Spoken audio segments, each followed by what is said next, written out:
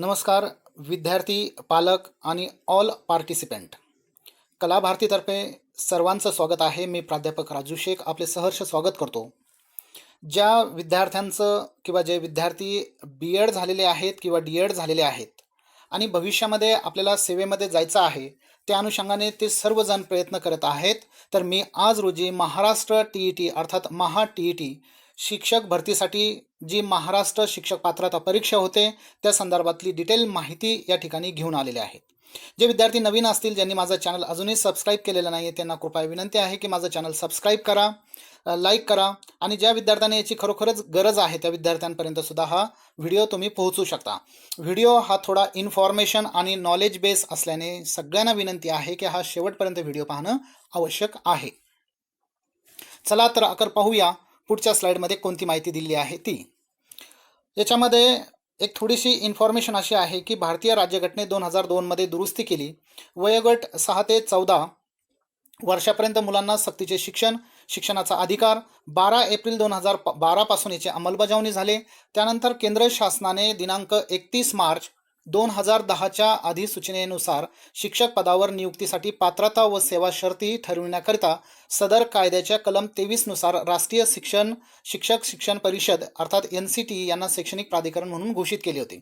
आता त्यानुसार ज्या काही पुढे गोष्टी घडलेल्या आहेत त्या आपण पाहूया. आता 1ली ते 5वी या वर्गासाठी जर शिक्षक व्हायचं असेल तर त्यांची शैक्षणिक आणि व्यावसायिक अर्हता काय ते आपण पाहूया. मान्यताप्राप्त मंडळाची किमान 50% गुणासह उच्च माध्यमिक किंवा समकक्ष परीक्षा उत्तीर्ण किंवा मान्यताप्राप्त 2 वर्षाची प्राथमिक शिक्षणशास्त्र पदविका उत्तीर्ण आवश्यक. त्याचं नाव प्रत्येक राज्यामध्ये वेगवेगळ्या ठिकाणी कोणतंही असू शकतं, हे मात्र या ठिकाणी नमूद करणं आवश्यक आहे. किंवा 4 वर्षाची प्राथमिक शिक्षणाची त्याला आपण काय म्हणू की BEd 2 वर्षाची प्राथमिक शिक्षणशास्त्र पदविका विशेष शिक्षणाची तीही या ठिकाणी लागू शकते. जे उमेदवार BEd पात्रता पूर्ण करीत असतील त्यांचा विचार नियुक्ती संदर्भात केला जातो. इयत्ता 1ली ते 5वी वर्ग अध्यापनासाठी शिक्षक म्हणून त्यांचा विचार या ठिकाणी होत असतो. ही एक माहिती तुमच्यासाठी महत्त्वाची आहे. दुसरी एक माहिती या ठिकाणी काही टेबल दिलेले आहे आणि एक एज्युकेशनल क्वालिफिकेशन का असू शकतं त्या संदर्भातली माहिती दिलेली आहे.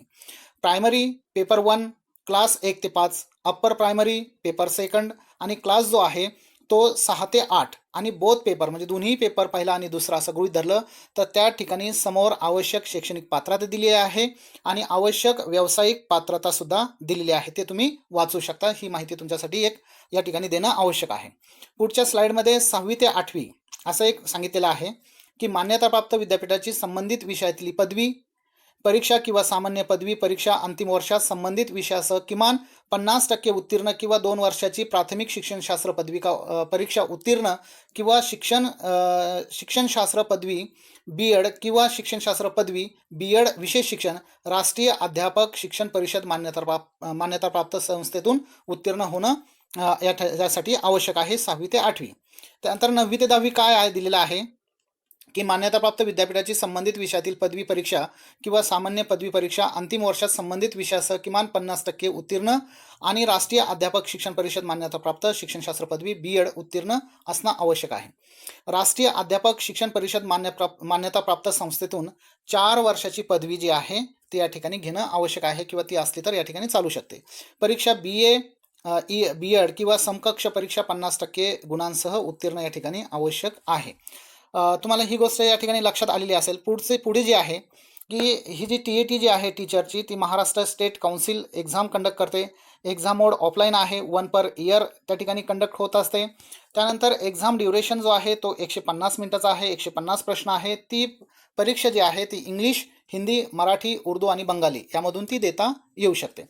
गुजराती, तेलुगू, सिंधी आणि कन्नडा ही सुद्धा लँग्वेज किंवा भाषा त्या संदर्भात दिलेली आहे.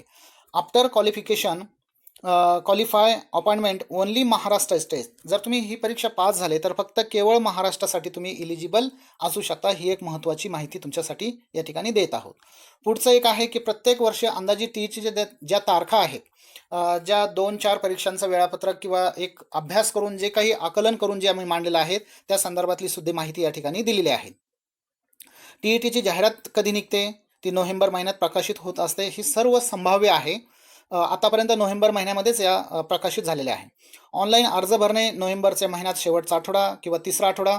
परीक्षा हॉल तिकीट डिसेंबरच्या आठवड्यात येतं किंवा जानेवारीच्या पहिल्या आठवड्यात ते येऊ शकतं. TET परीक्षा ही जानेवारीची 3ऱ्या व 4थ्या आठवड्यात होत असते. त्याची उत्तर सूची जी आहे ती फेब्रुवारी किंवा मार्चमध्ये येत असते. निकालाची घोषणा जी आहे ती जुलै ते ऑगस्ट या महिन्यामध्ये किंवा आठवड्यामध्ये येत असते. त्यानंतर तुम्हाला TET प्रमाणपत्र मिळते जर तुम्ही पास असेल तर. हे वेळापत्रक जे आहे हे आकलनावरून तयार केलेलं आहे, याची सुद्धा विद्यार्थ्यांनी नोंद घेणं आवश्यक आहे. या परीक्षेसाठी वयाचं बंधन नाही, हे एक या ठिकाणी महत्त्वाचं नमूद करणे आवश्यक आहे. पुढच्या स्लाइडमध्ये जे आहे पाठ्यक्रम दिलेला आहे. इयत्ता 1ली ते 5वी प्राथमिक स्तर. भाषा 1 व 2 परीक्षेसाठी खालीलप्रमाणे विषय घेता येतील. भाषा 1 व भाषा 2 त्यामध्ये मराठी आहे, इंग्रजी आहे, इंग्रजी मराठी आहे, उर्दू आहे, मराठी किंवा इंग्रजी आहे आणि बाकीचे जे भाषा दिलेल्या आहेत त्यामधून सुद्धा आपल्याला त्या ठिकाणी देता येऊ शकतं. आता आपण पाहूया की 6वी ते 8वी उच्च प्राथमिक स्तरावर भाषा 1 व 2 कोणकोणते विषय दिलेले आहेत तेही त्या ठिकाणी दाखवलेले आहे. भाषा 1 म्हणून मराठी, इंग्रजी, उर्दू, बंगाली, गुजराती, तेलुगू, सिंधी, कन्नड यापैकी घेऊ शकतो. भाषा 2 मध्ये इंग्रजी, मराठी, मराठी किंवा इंग्रजी, मराठी किंवा इंग्रजी या प्रकारे आपण भाषा घेऊ शकतो. इयत्ता 6वी ते 8वी पर्यंत असलेल्या अभ्यासक्रमातील पाठ्यक्रम यासाठी लागू राहणार आहे आणि वर जो दिलेला आहे इयत्ता 1ली ते 5वी यासाठी सुद्धा 1ली ते 5वी पर्यंतचा अभ्यासक्रमातील पाठ्यक्रम या ठिकाणी राहणार आहे. बऱ्याच विद्यार्थ्यांना अभ्यासक्रम कोणता असेल, कसा असेल या संदर्भातले हे एक माहिती या ठिकाणी दिलेली आहे. पुढचं स्लाइड आहे की पात्रता जी आहे की किमान पात्रता यासाठी किती आवश्यक आहे.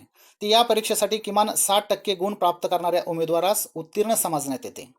आता खालील जे प्रवर्ग आहे त्या प्रवर्गातील विद्यार्थ्यांना 55% गुण प्राप्त झाल्यास ते उत्तीर्ण समजण्यात येते. तर ते प्रवर्ग कोणकोणते आहेत? एक आहे अनुसूचित जाती, दुसरा आहे विशेष मागासवर्गीय व इतर मागास प्रवर्ग, अनुसूचित जाती आहे, दिव्यांग उमेदवार आहे किंवा अधिकच विशेष दिव्यांग असेल तर त्याचाही समावेश याच्यामध्ये होतो. त्यानंतर विमुक्त जाती आहे किंवा भटक्या जमाती आहे. आता यामध्ये हे एक महत्त्वाचं आहे की तुम्ही जर त्या परीक्षेला अभ्यासक्रमानुसार किंवा पात्रतेनुसार जर पात्र होत असेल तर पात्रता परीक्षेतील तुमची जी काही मार्क्स असतील त्या मार्क्स नंतर तुम्हाला शासन मान्य निकषानुसार उत्तीर्ण विद्यार्थ्यास प्रमाणपत्र दिले जाते.